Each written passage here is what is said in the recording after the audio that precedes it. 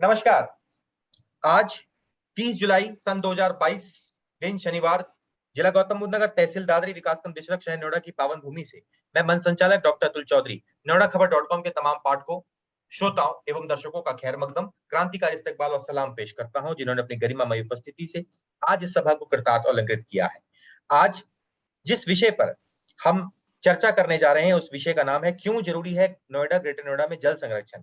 और इस श्रृंखला का नाम है टॉक शो विनोद शर्मा के साथ, और मेरे साथ श्री विनोद शर्मा जी वरिष्ठ पत्रकार इंसाइक्लोपीडिया नोएडा से उपलब्ध हैं। और आज जिस विषय पर चर्चा करने के लिए हमारे साथ मुख्य अतिथि उपलब्ध हैं उनका नाम है श्री विक्रांत तोंगड़ जी, जो पर्यावरणविद हैं और वाटर हीरो हैं। बहुत बहुत स्वागत विक्रांत जी आपका इस शो में। धन्यवाद जी। और इससे पहले कि इन श्रृंखला को आगे बढ़ाएं, मैं सभी दर्शकों को बताना चाहूंगा कि विक्रांत तोंगड़ जी को जल संरक्षण के लिए वाटर हीरो अवार्ड भारत सरकार के जल शक्ति मंत्रालय से हाल ही में इनको प्राप्त हुआ है और बहुत बेहतरीन कार्य कर रहे हैं। Vinod ji, over to you. धन्यवाद अतुल जी और विक्रांत तोंगड़ जी का आभार कि उन्होंने आज के शो में समय दिया। और सबसे बड़ी बात यह है कि एक ऐसे प्रोजेक्ट पर कार्य कर रहे हैं जो मानवता के लिए बहुत जरूरी है। आज से लगभग 300-400 साल पहले रहीम ने लिखा था कि रहीमन पानी राखिए, बिन पानी सब सून, पानी गए न उबरे, मोती मानस चून। पानी की जो उपलब्धता है वो इतनी महत्वपूर्ण है, और जो लोग पानी को बर्बादी करते हैं वो शायद इस पानी के महत्व को नहीं जानते, और जिनको पानी की बूंद बूंद के लिए तरसना होता है वह पानी की महत्ता को जानते हैं। एक जानकारी जो मेरी उसमें है, इस समय हमारे देश में 29% विकास खंड ऐसे हैं जहां पर भूजल दयनीय स्थिति में है, और अनुमान है कि 2025 तक ऐसे विकास खंडों की संख्या बढ़कर 60% हो जाएगी। यह देश की चिंता है, लेकिन हम आज नोएडा ग्रेट नोएडा जो हाईटेक सिटी है उसमें बैठे हैं, और वहां पर हमारा चिंता करना इसलिए लाजमी है कि हम हिंडन और यमुना के बीच में रहते हैं, और यहाँ पर अगर भूजल की स्थिति खराब होती है तो उस सब के लिए न केवल हम सब जिम्मेदार हैं, बल्कि हमारी सरकारी व्यवस्था, प्रशासनिक जो सिस्टम है वह भी कहीं ना कहीं जिम्मेदार है। उन सब पर चिंतन करने का समय। इसी मुद्दे पर मैं विक्रांत जी से पहला सवाल ये करता हूँ जी कि विक्रांत जी, जब आप इसमें पर्यावरण का, भूजल संरक्षण का जो आपने जिम्मा लिया था, तो आपको प्रेरणा किससे मिली? आपका कोई रोल मॉडल है जिसकी वजह से आपने वो देखकर ये सोचा हो कि नहीं, ये काम है, इसको मैं करूंगा? जी जी, धन्यवाद विनोद जी। उम्मीद है मेरी आवाज़ आ रही होगी। बिल्कुल जी, और अतुल जी का भी धन्यवाद। और मैं आप को एक तरह से मैं सौभाग्यशाली हूँ कि आपने मुझे इस तरह के शो पर बुलाया। और विनोद जी काफ़ी वरिष्ठ पत्रकार है, अतुल जी भी सामाजिक पर्यावरण कार्यकर्ता हैं और एक कुशल मंच संचालक हैं। तो मुझे ऐसे प्लेटफॉर्म पर आने का मौका मिला, ये एक तरह से मेरे लिए सौभाग्य है। और मैं अब समय की बचत को ध्यान में रखते हुए सीधे अगर विषय पे आना चाहूँ, तो जो प्रेरणा मिली, एक्चुअली मैं बतौर जल कार्यकर्ता, पर्यावरण कार्यकर्ता 2010 से फुल टाइम इस विषय पर काम कर रहा हूँ। और 2010 के आसपास, बल्कि ये 2005-6 से ही चीज़ें शुरू हो गई थी। स्कूल टाइम से, कॉलेज टाइम से ही मैं देख रहा था कि जिस तरह से बहुत ज़्यादा बोरवेल का चलन बढ़ गया है, हैंडपंप कम होते जा रहे थे, और समरसेबिल इतना ज़्यादा पानी बर्बाद कर रहा था हर घर में, हर गांव में, सेक्टरों में भी, इंडस्ट्रीज में, बिल्डर्स ने। तो जैसे जैसे थोड़े और बड़े हुए 2010 के आसपास, कॉलेज के बाद, मैंने देखा कि हाई राइज बिल्डिंग्स बन रही हैं बेसमेंट बनाने के लिए। चाहे सेक्टर 18 में कई मॉल बने, ग्रेटर नोएडा में बहुत ज़्यादा भूजल का दोहन हो रहा था। तो हमने एक छोटी सी रैली निकाली, मैं और हमारे साथी विकास जी, जो कि गांव में खेड़ी बनौता ग्रेटर नोएडा में रहते हैं। तो वहाँ हमने 2 गांवों को, 3 गांवों को जागरूक किया, बच्चों की टोली लेकर के प्रॉपर एक पानी रैली निकाली। 2010 की बात है ये, जनवरी की। तो जब हमने लोगों को जागरूक किया, इससे काफी प्रेरणा मिली लोगों को। लेकिन विनोद जी, वहीं पे एक सवाल उठ के आया कि भाई आप गाँवों को तो जागरूक कर रहे हो, अच्छी बात है, करते रहना, क्योंकि गाँव में भी बोरवेल, समरसेबिल का चलन बढ़ गया। आजकल बारिश में जैसे पानी बहता नालियों में, ऐसा पूरे साल बह रहा है गाँवों में भी। लेकिन उनका क्या करें, जो बिल्डर एक दिन में इतना पानी निकाल देते हैं, 100-200 बोरवेल एक साइड पर लगाकर, जो पूरा गांव शायद 1 साल में भी ना निकाल सके। तो बिल्कुल हम काफी कमजोर, एक तरह से इतना हमारे अंदर साहस नहीं था कि हम इतने बड़े बड़े बिल्डर्स को रोक सकें। तो प्रेरणा की जहां तक विनोद जी आपने जिक्र किया, प्रेरणा नहीं, एक तरह से प्रताड़ना से बचने के लिए कि हम भी दिल्ली की तरह बाल्टी में 4 बजे लाइन में ना लगे पानी के टैंकर के लिए, और हम भी लातूर या राजस्थान जैसी स्थिति ना झेलें, ये एक चिंता हुई। और ऐसा महसूस हुआ कि एक नागरिक होने के नाते मेरा क्या फर्ज बनता है? केवल पैसे कमा लेना, बड़ी आलीशान कोठियां, बंगले, गाड़ी, घोड़े, इनकी तरफ दौड़ूं जैसा आज भौतिकवाद दौड़ रहा है, या जो एक सार्थक जीवन हो सकता है कि जल संरक्षण के लिए कुछ कर सकूं? तो ऐसी प्रेरणा अंदर से आई, और मैं किसान पृष्ठभूमि से जुड़ा हुआ हूं, तो पानी को और ज्यादा महत्व जानता हूं, क्योंकि फसल के लिए भी ये जरूरी है, खेती के लिए बहुत जरूरी है। धन्यवाद। मैंने जब हम नोएडा बन रहा था 1976 में, उस समय नोएडा की जो स्थिति देखी थी, उस समय कुआं भी थे, पोखर भी थे, और पानी की जो लेवल था, मैं जानता हूँ नया बांस जैसा जो बिल्कुल यमुना नदी के किनारे सटा हुआ था, वहां पर 20 फुट पर भूजल स्तर था और पानी मिल रहा था। आज ये भूजल स्तर 200 से 300 फुट तक पहुंच गया है, और ये माना जाता है कि नोएडा में ग्राउंड वाटर की काफी शॉर्टेज है, और जो वाटर हम लोग पी रहे हैं उससे बहुत सारी बीमारियां भी पैदा हो रही हैं, खास तौर पर जो जहाँ पे हार्डनेस ज्यादा है। तो पानी के इस जो बचा हुआ हमारा स्रोत है, उसको कैसे बचाया जाए, उसको लेकर भी आपने काम किया, एनजीटी में भी गए, तो किस तरह की सफलता मिली आपको उसमें? बिल्कुल विनोद जी, आप बहुत पुराने समय से नोएडा को जानते हैं। आपके सामने नोएडा एक तरह से विश्व पटल पर गया है, जो कुछ भी नहीं था, और जैसे उसकी शुरुआत हुई, तो जो आपने चीजें बताई शुरुआत की, तो मैं बिल्कुल सहमत हूँ। पहले यहाँ कुएं भी थे और लोग पानी कुएं से यूज करते थे, आज यहाँ 300 फीट पे पानी पहुंच गया है।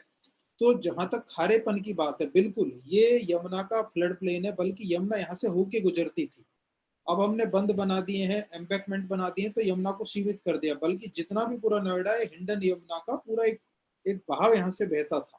आज भी आप 20 फीट नीचे को देखेंगे तो आपको सैंड ही सैंड मिलेगा। तो जहां तक खारेपन की बात है, बिल्कुल यहाँ सेलो वाटर टेबल रहा है, ये मार्शी एरिया रहा है, कुछ खादर का एरिया रहा है, तो कई चीजें यहाँ थी जो पानी यहाँ का पीने लायक नहीं था। लेकिन वो शैलो वाटर टेबल जैसे जैसे ग्राउंड वाटर एक्सट्रैक्शन हुआ, उथला जो पानी है वो निकाल लिया गया, और अब हम निचले वाले एक्वीफर्स में, क्योंकि नीचे भी पानी की लेयर है, तो आज हम नीचे के जो एक्वीफर है जिनमें साफ पानी है नोएडा में, उसको भी हम निकाल रहे हैं और जमीन को खोखला भी कर रहे हैं। आधिकारिक आंकड़ों की बात करें तो 3 मीटर पर ईयर नीचे जा रहा है नोएडा ग्रेट नोएडा का ग्राउंड वाटर, क्योंकि जब 2010 में हमने ये काम किया पानी का शुरू, तो हमने देखा कि पहले आंकड़े जुटाते हैं कि हमें ही ऐसा लग रहा है कि पानी बर्बाद हो रहा है, सरकार को भी ऐसा महसूस होता है, क्या एक्सपर्ट या साइंटिस्ट भी ऐसा मानते हैं कि पानी का स्तर घट रहा है? तो हमने ग्राउंड वाटर डिपार्टमेंट सूरजपुर में जो है, जिसके यहाँ कोई नहीं जाता था, हमारे यहाँ से कोई उनसे बात नहीं करता था, वो विभाग ऐसे ही कहीं उपेक्षित सा पड़ा हुआ था। हम वहां गए, वो लोग भी हैरान रह गए कि कोई आया है पानी की बात करने। तो बहरहाल उनके यहाँ में हमने आरटीआई फाइल की, आरटीआई में ये आंकड़ा सामने आया कि 3 मीटर पर ईयर नीचे जा रहा है। तो बहरहाल जहां तक कार्यों की बात है, तो आरटीआई के माध्यम से, उसके बाद हम एनजीटी गए, इलाहाबाद हाई कोर्ट भी गए कि पानी के दोहन पे रोक लगे। 11 जनवरी 2013 को इस पर रोक भी लगी एनजीटी की कि कोई भी बिल्डर कंस्ट्रक्शन के लिए ग्राउंड वाटर यूज नहीं करेगा। एक लैंडमार्क ऑर्डर था पानी के क्षेत्र में, और आज बिल्डर कंस्ट्रक्शन के लिए एसटीपी के ट्रीटेड वाटर को यूज कर रहे हैं। हालांकि अभी भी कुछ चीजें अवैध रूप से भूजल का दोहन हो रहा है, तो इसके साथ साथ कानूनी पहलुओं के साथ साथ भूजल की काफी बर्बादी रोकी गई है। इसके बाद रेन वाटर हार्वेस्टिंग को लेके हम लोग एनजीटी गए, लोगों को जागरूक किया, जिला अधिकारी महोदय को या शासन को लिखा, दिल्ली मेट्रो को बोला कि इनके जितने मेट्रो स्टेशन है दिल्ली एनसीआर में इंक्लूडिंग नोएडा में, इनके ऊपर रूफटॉप रेन वाटर हार्वेस्टिंग हो, क्योंकि साफ पानी है उसको बचाएं। इसके बाद जहां तक प्रयासों की बात है, तो हमने तालाबों के संरक्षण पर भी काम शुरू किया। लगभग 1 दर्जन तालाब हम लोग पिछले कुछ सालों में साफ कर चुके हैं, क्योंकि यहाँ लगभग 700 रेवेन्यू पॉन्ड हैं। जो जिला प्रशासन के आंकड़ों में नोएडा में 380 के करीब गांव हैं और 700 के करीब तालाब है। काफी तालाबों के मामले में उन्नत रहा है, तो उनमें से कुछ का रिवाइवल हम लोग शुरू कर चुके हैं। और लेकिन इसमें काफी रिसोर्स पैसे की जरूरत होती है, तो इसलिए काम और गति से करने के लिए हमें रिसोर्सेज चाहिए। तो बहरहाल अभी और प्रयास होने बाकी हैं जनता की ओर से। तो जो आपने बताई कि हम पौंड को रिवाइव कर रहे हैं, तो कोई एक आदर्श जिसको हम कह सकते हैं मॉडल है, या स्कूल के बच्चों को उसको जाके दिखाना चाहिए कि किस तरीके से तालाब को रिवाइव किया है, कैसे जल संरक्षण हो रहा है, वो कौन सी जगह है जहां पर इस पर काम हुआ है? और गौतम बुद्ध नगर जिले में अगर और भी जगह पर हुआ, वो भी हमारे दर्शकों को बताइए। बिल्कुल विनोद जी, जैसे शुरुआत में हमने डाबरा का ग्रेटर नोएडा में एक पॉइंट है वो किया, सबने सामूहिक तमाम संगठन उसमें मिले। वो एक मॉडल है जहां जा सकते हैं, जहां डीडी न्यूज ने भी कवरेज की है, जल शक्ति समाचार में उसको कवर किया गया है। उसके बाद खोदना खुर्द जो सूरजपुर के पास है, वहां एक आदर्श तालाब हम लोगों ने अभी बनाया। कोई हमने आर्थिक मदद किसी संगठन से नहीं ली, हमारे साथी विकास चौंगड़ जी और हम सब ने मिलकर के उसको एक आदर्श तालाब बनाया है। उसको अमृत सरोवर का नाम हमने दिया है। वहां हम लोग अभी तिरंगा भी लगा रहे हैं, जिससे लोग थोड़ा सा और ज्यादा उससे प्रेरित हो, तालाबों के प्रति वापस दोबारा आए। एक देश भावना से जोड़ने का भी उसको प्रयास है। तो खोदना खुर्द का तालाब, डाबरा का तालाब, इसके अलावा अभी हम नोएडा में सेक्टर 135 में नगली वाजिदपुर के पास एक उपेक्षित पड़े तालाब को, जो कि नोएडा का सबसे बड़ा तालाब है, 4 हेक्टेयर में फैला हुआ है, लेकिन उसमें एक बूंद पानी नहीं रुकता है क्योंकि आसपास इतना ज्यादा कंक्रीटाइजेशन हो गया, इतना ज्यादा भूजल दोहन हो गया है। तो एक सबसे ज्यादा आदर्श तालाब हम बनाना चाह रहे हैं सेक्टर 135 नोएडा को, जिसमें एक फेज का काम हम लोग कर चुके हैं, उसकी साफ सफाई, क्योंकि वो कूड़े घर में कन्वर्ट हो गया था, क्योंकि गड्ढा है, लोग कूड़ा डाल रहे हैं। उसके साथ साथ आसपास इतना ज्यादा ग्राउंड वाटर एक्सट्रैक्शन किया गया है कि उसमें पानी रुकता नहीं है, पर्कुलेशन रेट हाई है, सारा पानी जमीन में नीचे चला जाता है जितना भी बारिश का आसपास का आता है। तो उसको हम आदर्श तालाब बना रहे हैं, फर्स्ट फेज का काम हो गया है। एसटीपी के ट्रीटेड वाटर से उसे जोड़ने का प्रयास है, क्योंकि अभी कुछ वेटलैंड बनाए गए, उनको भी ट्रीटेड वाटर से जोड़ा गया है, ना कि ग्राउंड वाटर निकाला जाए। दिल्ली में बहुत सारे तालाबों को एसटीपी के ट्रीटेड वाटर से भरा गया है, जिसमें इन पहलुओं का ध्यान रखा जाएगा कि कहीं पॉल्यूशन ना बढ़ जाए, क्योंकि एसटीपी का ट्रीटेड वाटर कई बार गुणवत्ता परक नहीं होता है। तो उन सब चीजों का ध्यान रखा जा रहा है। एक पाइपलाइन 2.5 किलोमीटर की डालने का प्रयास चल रहा है। नोएडा प्राधिकरण सिंचाई विभाग सबके साथ सामंजस्य बिठा करके सीपीसीबी से भी सलाह ले रहे हैं, यूपी ग्राउंड वाटर डिपार्टमेंट से भी। तो जहां तक आपका सीधा सवाल था कि क्या कोई आदर्श तालाब है, हाँ बिल्कुल है। उसमें एक तैयार हो रहा है नोएडा 135 में, जिसमें अभी उसका 30% काम हुआ है मुश्किल से, उस पर काम चल रहा है। थोड़ा बड़ा प्रोजेक्ट है, बड़ा पॉन्ड है, उसको आदर्श बनाया जा रहा है, जिसमें थोड़ा समय लगेगा। बाकी 2 तालाब इस समय हैं ऐसे, जो डाबरा ग्रेटर नोएडा और सूरजपुर के पास खोदना खुर्द, जहां आकर के स्टूडेंट्स देख सकते हैं कि कैसे सामूहिक प्रयास से तालाबों को साफ किया गया है, और तालाब 99% तक मेंटेन है, जो तालाबों को काम होना चाहिए। अच्छा, हमारी चिंता दोनों नदियों की भी है, हिंडन नदी और यमुना नदी। यमुना नदी में देखो, मैं 1976-78 की बात कर रहा हूँ, एकदम नीला पानी था। और हम लोग नोएडा से, नया बांध से होते हुए कालका जी जाते थे, ओखला पार करते थे, नदी में से निकल के जाते थे, नीला पानी होता था उस समय। मतलब उस पानी में सिक्का डालते तो नीचे सिक्का दिखाई देता था, इतना साफ पानी था यमुना नदी का। और 78 से अभी 2022 आई, अब काला पानी हो गया। और जो मैंने स्टडी किया उसके मुताबिक सारा पर्यावरण जो प्रदूषण हो रहा है, वो दिल्ली में एनटी के बाद और ओखला बैराज से निकलने के बीच में हो रहा है। 90% जो गंदे नाले से पानी निकलता है वो सारा यमुना में जाता है। गर्मी के दिनों में जो पानी आप यमुना में देखते हैं वो सारा का सारा यमुना का पानी नहीं है, वो सारा नालियों का उसका पानी है। इससे जो बीमारियां पैदा हो रही हैं। और हमारे यहाँ क्या होता है, मानसून के दौरान जब यमुना में पानी होता है, उसी दौरान नोएडा का जो पानी, जो रेनी वेल है उनमें पानी का लेवल बढ़ता है। तो उस यमुना नदी को स्वच्छ रखने को और इसके किनारे को सुरक्षित रखने को, ग्रीनरी रखने को, इसको लेकर भी आप लोगों की तरफ से कोई सुझाव एनजीटी की तरफ से दिया गया, एनजीटी को दिया गया, एनजीटी ने भी कोई निर्देश दिए हों क्या? जी। बिल्कुल विनोद जी, आपने बहुत महत्वपूर्ण पहलू उठाया। जब नोएडा के पानी की बात हो रही हो तो हिंडन और यमुना की बात करनी बहुत जरूरी है, क्योंकि हिंडन हम्म, और यमुना दोनों नदियों से घिरा हुआ है नोएडा। इन दोनों के बीच हम्म, का जो शहर है वो नोएडा है, और ये हमारा सौभाग्य है कि यहाँ से 2 इतनी बड़ी नदियां निकलती हैं, और यहाँ तरक्की का एक तरह से ये केंद्र बन सकता है, क्योंकि जहाँ जल है वहीं जीवन है और वहीं तरक्की है। पुरातन समय हम्म, से ये चला आ रहा है। तो जैसी आपने हम्म, बात करी कि सिक्का डाल दे तो वो दिखता था, इससे बढ़िया पैरामीटर, इससे अच्छा लिटमस टेस्ट कोई नहीं हो सकता पानी की गुणवत्ता का, पानी की क्वालिटी का। तो ये स्थिति थी कुछ दशकों पहले। अभी जैसा आपने बताया कि पानी काला हो गया, और गर्मियों में तो ये हालत है क्योंकि बारिश नहीं होती है और उसमें केवल और केवल सीवर का पानी आता है।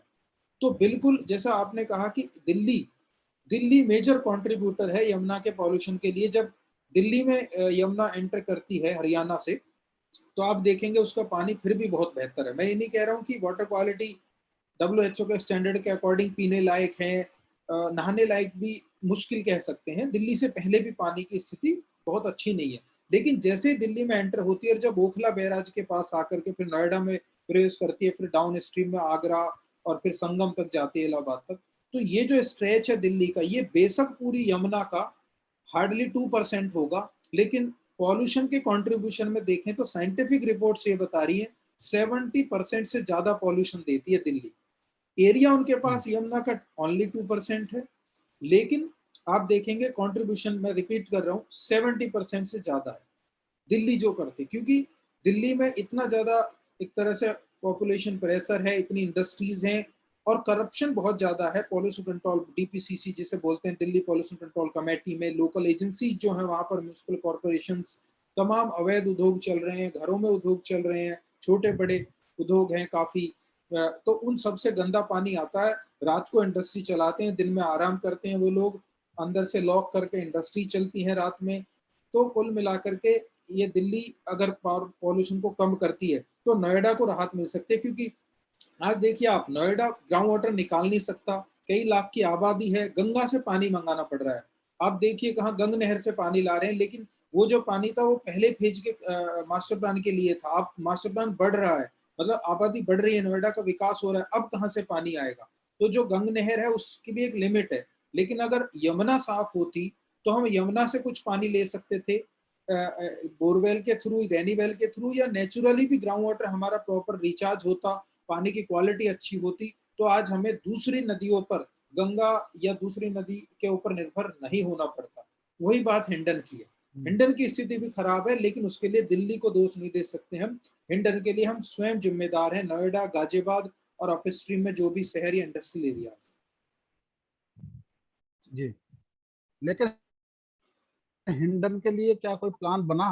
क्योंकि हिंडन एक ऐसी नदी है जिसको बचाना बहुत जरूरी है। दोनों नदी, ये हिंडन नदी है, नोएडा ग्रेट नोएडा के बीच में बसी है, और कॉलोनाइजर्स और भूमाफिया उसको एक तरीके से नष्ट करने में लगे हैं। उस नदी को बचाना बहुत जरूरी है। उसको लेकर क्या प्रयास किए जा रहे हैं आपकी तरफ से भी, और शायद सरकारी सिस्टम में कुछ अगर हो रहा हो तो उसके बारे में भी हमारे दर्शकों को बताइए। बिल्कुल विनोद जी, जैसा आपने इस सवाल से पहले भी पूछा कि क्या हम भी कुछ यमुना और हिंडन के लिए कर रहे हैं, बिल्कुल। देखिए, हम लोग एक ऑर्गेनाइजेशन, एक NGO है, या इंडिविजुअल कैपेसिटी में हम कुछ करना चाह रहे हैं, तो हमारी क्षमताएं बहुत सीमित हैं। हम केवल सरकार को परामर्श दे सकते हैं, या सांकेतिक तौर पर 2 4 10 20 50 तालाब रिवाइव कर सकते हैं, नदी में कूड़ा ना डालें लोग, इस तरह से जागरूक कर सकते हैं। तो जहां तक यमुना की बात है, यमुना के लिए भी हम लोग लगातार कि उसके आसपास एनक्रोचमेंट ना हो, जो फार्म हाउसेस वगैरह बन गए हैं नदी के अंदर, इनका गंदा पानी जाता है, इनके लिए आवाज उठानी हो। इंडस्ट्रियल पॉल्यूशन आ रहा है, और तो और जो STP लगे हुए हैं, जिनको को रन करने में, जिनको कंस्ट्रक्ट करने में करोड़ों अरबों रुपए खर्च हुए हैं सरकार के, STP सीवरेज ट्रीटमेंट प्लांट्स, वो ठीक से काम नहीं कर रहे हैं, वो गंदा पानी नदियों में छोड़ रहे हैं। इसके लिए हम लोग लगातार अपील कर रहे हैं।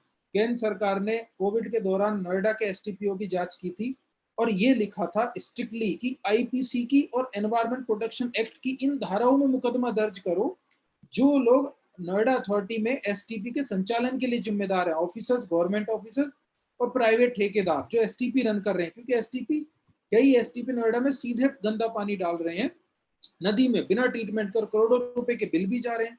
तो IPC की धारा, मतलब क्रिमिनल केस दर्ज करने की बात करी है। DM साहब ने कमिश्नर साहब को भी लिख दिया, कितने साल हो गए अभी तक मुकदमा दर्ज नहीं हुआ। हम लोग लगातार उसे फॉलो अप कर रहे हैं, लगातार पुलिस विभाग को चिट्ठियां लिख रहे हैं, कांटेक्ट कर रहे हैं, RTI के थ्रू भी जानकारियां मांग रहे हैं, लेकिन आज तक किसी के खिलाफ STP के कुशल संचालन ना होने के लिए क्रिमिनल केस दर्ज नहीं हुआ। इस गठजोड़ को आप समझ सकते हैं। तो हम लोग बतौर NGO ऐसी चीजें उठा सकते हैं कि सरकार को सजग करें, ऊपर बैठे अधिकारियों को, मुख्यमंत्री जी को, प्रधानमंत्री जी को अवगत कराएं, क्योंकि उनको कई बार चीजें पता नहीं चलती। तो हमारा काम एक तरह से सिविल सोसाइटी का काम ये है कि आंख कान नाक बन के सरकार के और उनको ये चीजें बताएं। इसके अलावा प्रोएक्टिव स्टेप हम लोग लगातार ले रहे हैं, ऑर्गेनिक फार्मिंग को बढ़ा रहे हैं, फ्लड प्लेन में लोगों को मोटिवेट कर रहे हैं कि वो जैविक खेती अडॉप्ट करें। साथ ही साथ हिंडन में हमने देखा कि गौर सिटी के आसपास विनोद जी बहुत ज्यादा फ्लोटिंग प्लास्टिक आता है, प्लास्टिक की थैलियां, क्योंकि आसपास आबादी रह रही है नदी के अंदर, तो वो बहुत सारा प्लास्टिक फेंकते हैं, नालों से भी आता है। तो हमने दिल्ली यूनिवर्सिटी के एक कुछ स्टूडेंट्स के साथ मिलके एक वेस्ट ट्रैपर लगाया है। वो बड़ा देसी सा जुगाड़ है, एक ऐसा फाउंडेशन तैयार किया है जो उस प्लास्टिक को, जो फ्लोटिंग है, जो तैर के आ रही है पानी में, उसको रोकेगा और आगे नहीं जाने देगा। फिर उस प्लास्टिक को इकट्ठा करके हम लोग कबाड़ी को, या जहां वो रिसाइकल हो सकता है, इस तरह का प्रयास किया जा रहा है। एक्सपेरिमेंट फेज में है, कुछ सफलताएं मिली हैं, कुछ अभी उसमें सुधार होने बाकी हैं, तो ये चीजें चल रही हैं। बहरहाल अब सीधे अगर आए हम हिंडन में, जिस तरह से कनावनी के नीचे डाउन स्ट्रीम में छिजारसी में, नोएडा की सीमा में आप देख रहे हैं कि लोग बस गए हैं। नदी जहां बह रही है और लोग जहां रह रहे हैं उसमें 10 फीट का भी अंतर नहीं है। अभी कल परसों ही मैं वहां विजिट करके आया हूँ, क्योंकि हम वहां कुछ सफाई करना चाह रहे हैं एक गवर्नमेंट डिपार्टमेंट के साथ मिलके। तो हम चाह रहे हैं कि वहां जो कूड़ा पड़ा है, जो कॉलोनी रह रही है, वहां को उसको साफ करके पेड़ लगा दिए जाए, एटलीस्ट ग्रीनरी अच्छी रहेगी कूड़े से। लेकिन आप देखेंगे वहां स्कोप नहीं है। लोग इस तरह से कई किलोमीटर में नदी के किनारे बस गए और उनका सारा गंदगी नदी में जाता है। ये सबसे बड़ा थ्रेट है विनोद जी और अतुल जी, और जो दर्शक सुन रहे हैं उनके उनको उनको जैसे ये जानना चाहिए। इससे बड़ा थ्रेट नदी के ऊपर कुछ नहीं हो सकता कि नदी के अंदर रह के हजारों लाखों लोग सीधे अपना सारा गंदगी, सॉलिड वेस्ट हो चाहे लिक्विड वेस्ट हो, वो नदी में डाल रहे हैं। इस पर ठोस कार्रवाई होनी चाहिए। आप जी कुछ पूछना चाह रहे हैं अतुल जी? जी अतुल जी। जी जी, आपकी आवाज ब्रेक हो गई थी विनोद जी। हाँ। विक्रांत जी, दो सवाल है मेरे, क्योंकि भारत की संसद में भी सप्लीमेंट्री क्वेश्चन का अनुमति है, तो मैंने भी सप्लीमेंट्री क्वेश्चन इसमें लगाया है। सर, जी जी पहला क्वेश्चन ये है विक्रांत जी की नगर वन योजना, एक योजना आई है, आप इससे अवगत होंगे, जिसमें भारत अर्बन सरकार फॉरेस्ट। ने जिसमें भारत सरकार ने अक्टूबर 2021 यानी पिछले साल ही इसको रिवाइज किया, और जिसमें कहा कि 400 नगर वन बनाने हैं और 200 नगर वाटिका बनाने हैं हमारे अर्बन एरिया, जिसमें 895 करोड़ की स्वीकृति दी है, जो 5 साल में खर्च होंगे सन 2020-21 से 2024-25 तक। और इसमें जो फंड आएगा वो कैंपा फंड से आएगा, compensatory afforestation fund management and planning authority.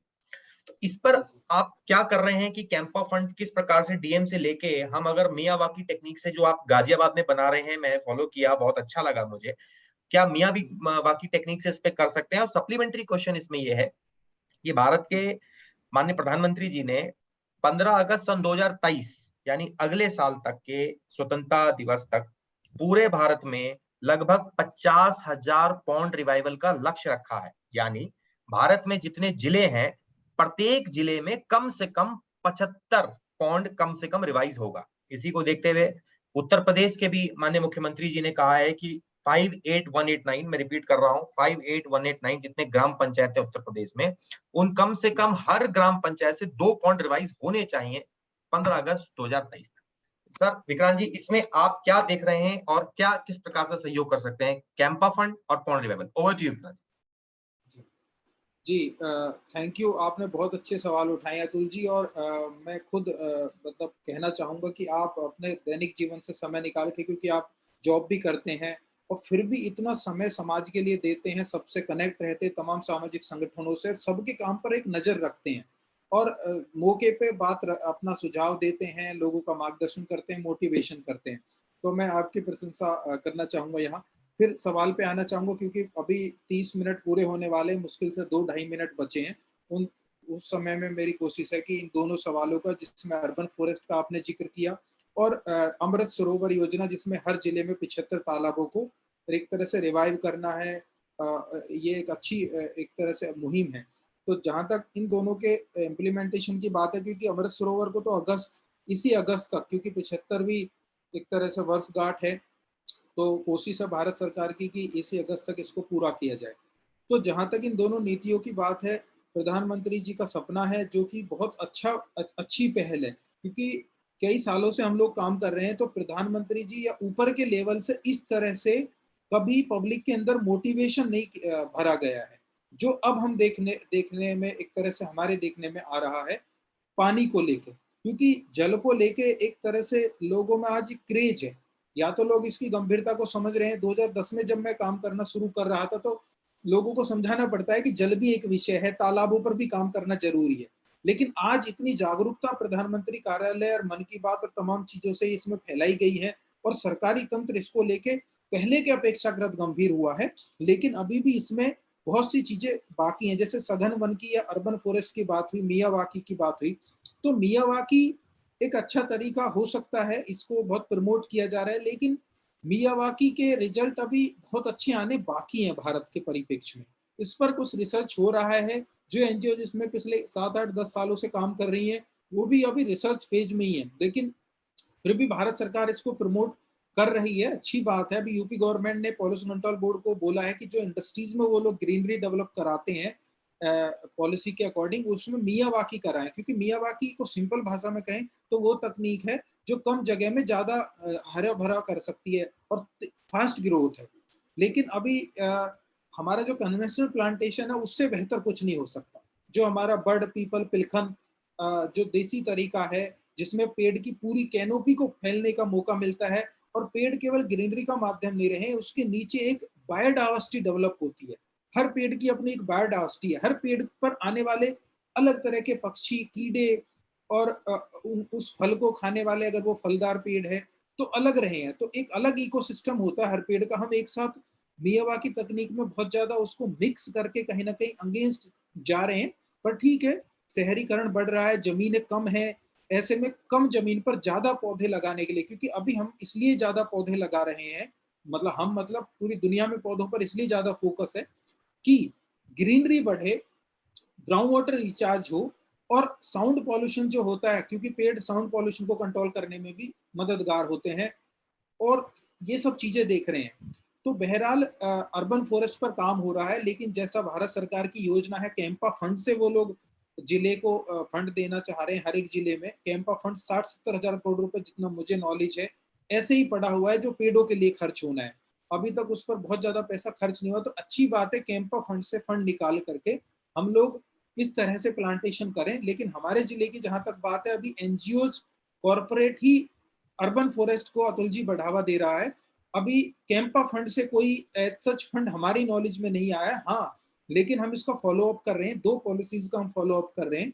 एक तो है कि अर्बन फॉरेस्ट के लिए जो कैंपा फंड से फंड आना है जिला स्तर पे, हमारे यहाँ कितना आया है, उसका क्या किया जा सकता है, उसमें हम कुछ सुझाव दे सके। दूसरा, बायोडाइवर्सिटी पार्क बनने चाहिए, क्योंकि भारत सरकार ने, मिनिस्ट्री ऑफ एनवायरनमेंट ने ऑर्डर दिया, क्योंकि दिल्ली में मैन मेड बायोडाइवर्सिटी पार्क, जैसे यमुना बायोडाइवर्सिटी पार्क है, बड़े अच्छे रहे हैं, आपने देखे होंगे, तो उसको रेप्लिकेट करना है पूरे देश में। तो हर एक जिले में ऐसे बायोडाइवर्सिटी पार्क बने, क्योंकि बायोडाइवर्सिटी लगातार कम होती जा रही है, जैव विविधता पर लगातार खतरा आ रहा है बढ़ते प्रदूषण और इन सब की वजह से। तो बायोडाइवर्सिटी पार्क और अर्बन फॉरेस्ट और पॉन्ड रिवाइवल, इन तीनों चारों चीजों को हम लोग लगातार देख रहे हैं। लेकिन अंत में मैं यही बात कहना चाहूंगा कि हो क्या रहा है, प्रधानमंत्री जी की स्पिरिट तो बहुत अच्छी है, वो इसको फैलाना चाह रहे हैं, लेकिन जमीनी स्तर पर आते हुए कुछ उदाहरणों को अगर हम छोड़ दें तो गैर वैज्ञानिक तरीके से इस विषय पर काम हो रहा है, जो कि गूढ़ वैज्ञानिक विषय है।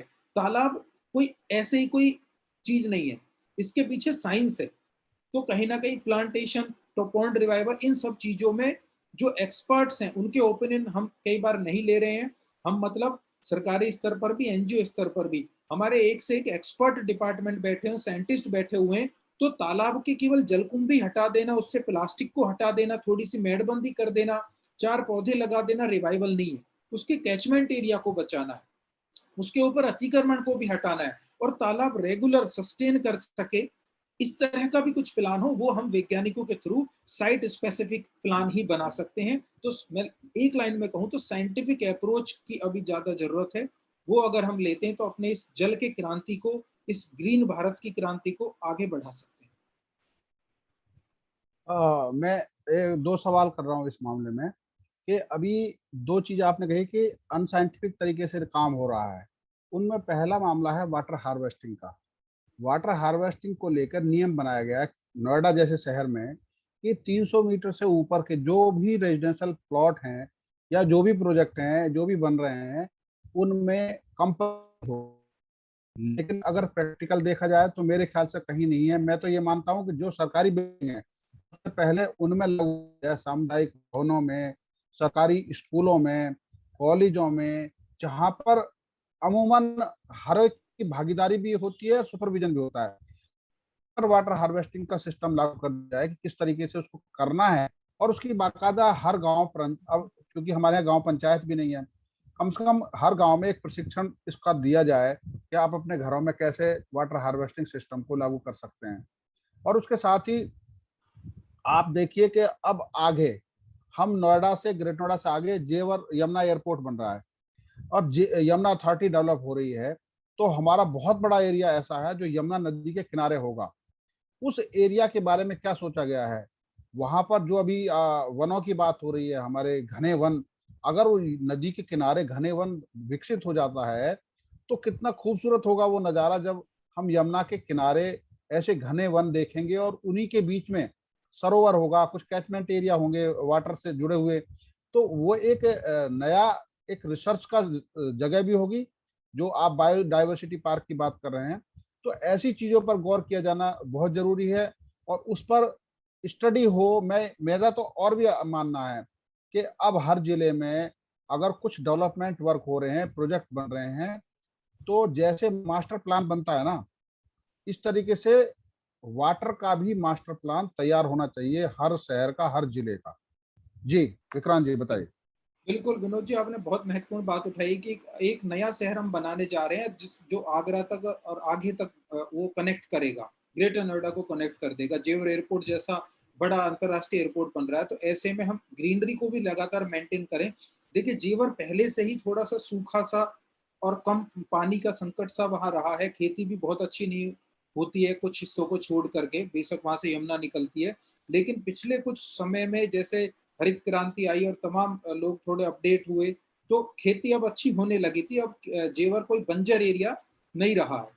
लेकिन अब वहाँ एयरपोर्ट प्रपोज किया गया, क्योंकि अगर जिला गौतम बुद्ध नगर की बात की जाए तो जेवर की जमीन ही ऐसी थी जो कम फर्टाइल है। आप दादरी के एरिया की बात करें, बहुत उन्नत है खेती के लिहाज से। तो वो चीज कहीं ना कहीं सेफ रहनी चाहिए। हालांकि मैं नया नोएडा लॉन्च हो गया है, लेकिन एयरपोर्ट को वहां बनाने का ये भी एक रीजन है कि गौतम बुद्ध नगर की अगर जमीन को देखें तो जेवर एरिया थोड़ा बेहतर है इस तरह के विकास कार्य के लिए। बाकी जगहों में अच्छी खेती हो रही है, तो उन्हें छेड़ना ठीक नहीं था। तो जेवर में बायोडायवर्सिटी पार्क ऐसी चीजें होती हैं तो यमुना को भी बेनिफिट मिलेगा, और वहां जिस तरह से नया शहर बन रहा है उसको कहीं ना कहीं बैलेंस बनाया जा सकेगा। और जहां तक वाटर मास्टर प्लान की बात है, बिल्कुल वाटर मास्टर प्लान पर 2 साल से काम हो रहा है। वो ऑफकोर्स या दूसरी एजेंसीज के साथ मिलकर के यमुना अथॉरिटी काम कर रही है। हम भी उसको बहुत नजदीकी और बारीकी से देख रहे हैं।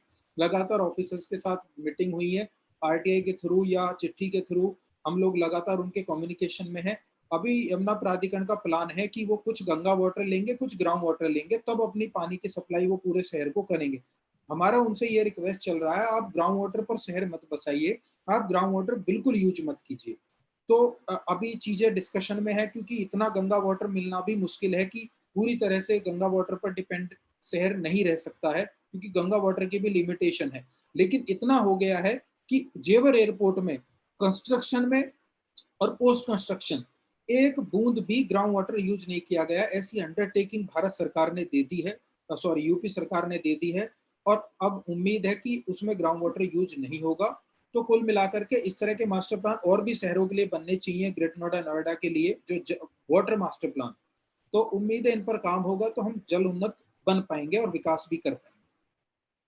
नहीं, बहुत महत्वपूर्ण जानकारी आज की इस परिचर्चा में रही है। हमारे पास समय की शॉर्टेज है और विक्रांत जी आपने जो योगदान दिया है नोएडा शहर में, ग्रेट नोएडा में जल संरक्षण को लेकर, उम्मीद है आपका ये प्रयास आगे भी जारी रहेगा। जनता की भी ये जिम्मेदारी है कि वो जल की कीमत को पहचाने। और आप आज आए हैं, अतुल जी समाप्त करिए आज का कार्यक्रम। जो जिस तरीके से आज बहुत ही सार्थक चर्चा हुई है, भविष्य के लिए यह चर्चा बहुत महत्वपूर्ण रहेगी। जी अतुल जी। जी धन्यवाद विक्रांत भाई। और मैं ये कहना चाहूंगा कि आपके जैसे ही एक पर्यावरणविद जिनको कि आप शायद जानते हो, मेरठ के रमाकांत त्यागी जी, तो उनका भी ये कहना है कि भविष्य में हम 75 साल स्वतंत्रता दिवस में मनाने जा रहे हैं कि भविष्य में जमीन की कीमत वहां के विकास कार्यों से नहीं होगी, बल्कि जमीन की कीमत उस जमीन के नीचे कितना भूस्तर है, भूजल है स्तर का, उस पर निर्भर करेगी इस जमीन की कीमत क्या होगी। विक्रांत जी, आपसे बात करके व्यक्तिगत तौर पे मुझे बहुत अच्छा लगता है। अभी शायद 2 बार मेरी आपसे मुलाकात हुई है और बहुत ही जल्दी पुनः मुलाकात करेंगे। और जो गाजियाबाद में आप वो प्रकरण कर रहे हैं, जो अर्बन फॉरेस्ट बना रहे हैं, कृपया करके पोस्ट डालते रहिए। बड़ी पीड़ा देखता हूं जब आप गुरुग्राम की तरफ, ग्वालपाड़ी की तरफ जाते हैं, वहां कूड़ों के दिखाते हैं, ये दर्द दिखता है। बहुत बहुत धन्यवाद विक्रांत जी, और अमृत महोत्सव के लिए बहुत बहुत शुभकामनाएं आपको। Thank you Vikrant thank ji. You. बहुत बहुत बधाई, बहुत बहुत धन्यवाद विक्रांत जी, नमस्कार। शुभ रात्रि विक्रांत भाई। शुभ रात्रि।